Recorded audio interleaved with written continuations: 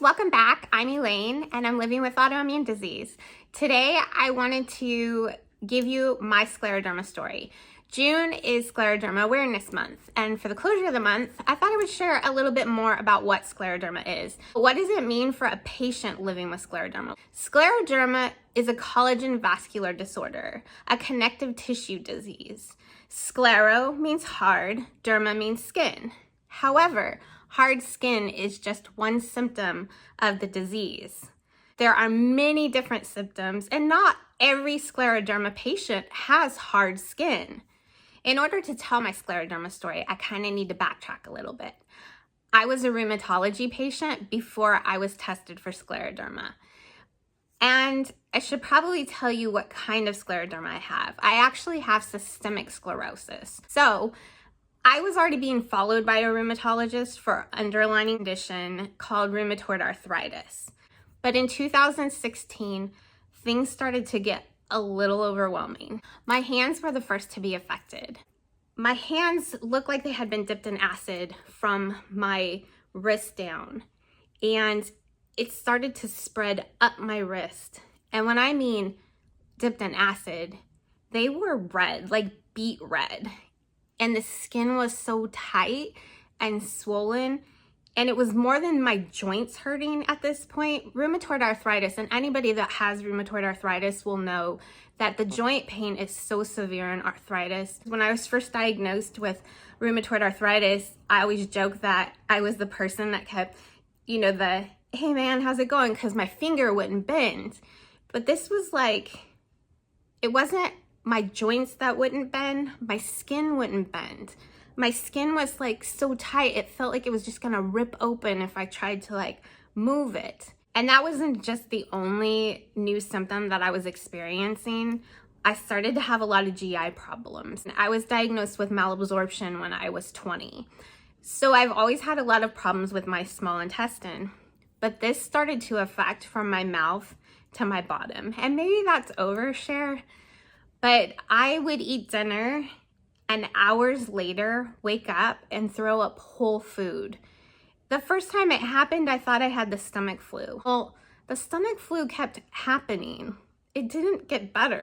My malabsorption usually affects the lower GI tract, and this was definitely not something that was familiar to me. At that point, I was having shortness of breath also. I will say that my rheumatoid arthritis did affect my lungs. So I was being followed for lung and heart involvement with rheumatoid arthritis, but my shortness of breath was increasing. The other thing is my lips were starting to turn blue. And I'm like, I don't know what that is. Is it got to do with my lungs? But I also noticed that my fingers were starting to turn blue and really bright red and white.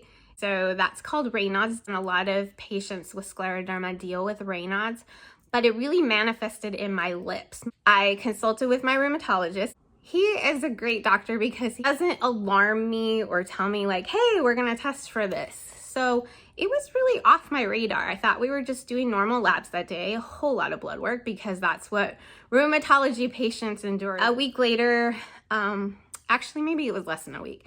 A couple of days, my ANA came back. It was positive, and it took about a week for my SCL-70. So my SCL-70 came back positive. It was supposed to be less than like 19, I think, or maybe it was 15. I can't remember what the lab value was, but mine was over 100, and they quit counting. It was just a little greater than 100. And I thought, well, that's weird. I don't know what that is. And I remember I was sitting at work. I kind of work late. And I got the email from him and logged onto the patient portal. And it said positive for SCL-70. Could indicate systemic sclerosis. Make an appointment to come see me. So I thought, well, that's weird. He's not really an alarmist. So I called to make the appointment. Of course, they got me in a couple of days, which is also kind of like a hello, like something's maybe up, and so I went in, and I remember he went over looking at my fingers, looking at my skin more intently, asking me about more about what my GI problems were, asking me about my shortness of breath.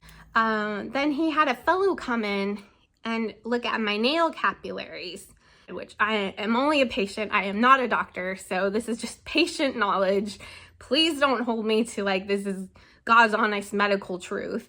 Apparently, what the fellow explained is normal people, the nail capillaries will be like straight up and down. They flow freely. But in a scleroderma patient, the capillaries are all kind of intertwined. And he could see that with this magnifying thing, that because I was having so many symptoms, we added a scleroderma medication called SCL-70. We did an echocardiogram. We did a PFT, that's a pulmonary function test, and my body responded very well to the SCL-70. So as soon as I started taking SCL-70, my skin on my hands started to calm, I guess is the best way to say it. It's kind of like when you put water on a fire. It was not as red, not as inflamed. My GI tract started to calm a bit as well. I didn't wake up nightly throwing up. I will say that they did add a acid medication. A lot of scleroderma patients deal with acid reflux like GERD. And a lot of times that's what makes us throw up in the middle of the night because we try to lay down.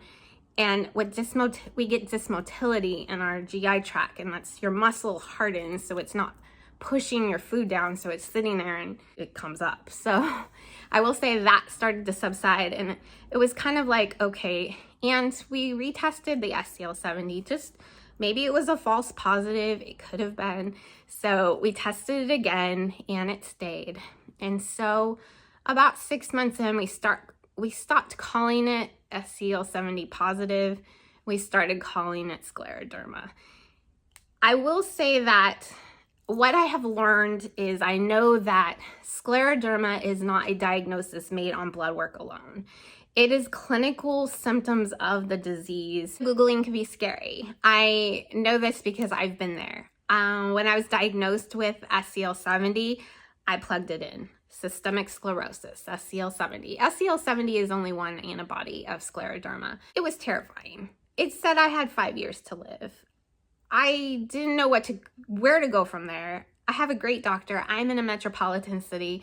I'm blessed, but still, being this blessed, Google said I had 5 years. That's not always the case. There is more treatment now for scleroderma than there was 5 years ago. Research is always being done. Things are always being developed. But I'm here to tell you that I was diagnosed in 2016. I am still ANA positive. I am still SCL-70 positive. I know that a lot of times those blood tests aren't repeated. They are for me because I have overlap conditions. We always kind of need to know what we're dealing with. I'm in a flare right now. Just got my antibodies done again. They're still positive. It has impacted my life. I do have to move a little slower, think things a little bit more out, carry a Ziploc in my purse because I never know if I'm gonna have a problem with this motility. But I'm doing it. And I think that in 2016, I very much could have, given up. But I think that it's worth telling you that there's patients who are thriving. It doesn't mean there's not going to be hard times. And it doesn't mean that there's times that you won't have flare-ups. There's always hope, and to find a rheumatologist, find a doctor you can work with, someone you can be honest with. There's scleroderma centers throughout the nation, and if you're able to get to a scleroderma center, or your loved one is able to get to a scleroderma center, to a rheumatologist who is specialized in this, that is going to be your key, and that's absolutely my best bit of advice for you. It's a rare condition, so a lot of times doctors outside of the field of rheumatology, and sometimes doctors even in the field of rheumatology, don't know a lot about scleroderma. Start medication early. I know that sometimes methotrexate and SCL-70 and Plaquenil, they can feel very scary. I do have personal experience with methotrexate and SCL-70, and I will tell you that I have had more benefits than risk. Everything for me is risk versus benefit. And I can tell you my own personal story and my own personal experience with it has always been that it has benefited me. I appreciate you taking the time to watch this video. I appreciate you learning what it's like to be a patient living with scleroderma, hearing my story. And if you are a scleroderma patient or even a chronic illness patient, leave me a comment down below. We're all warriors and I would love to cheer you on. And if you want to, please subscribe to my channel. I'd love to have you as a part of my adventure. And until my next adventure, go have yours.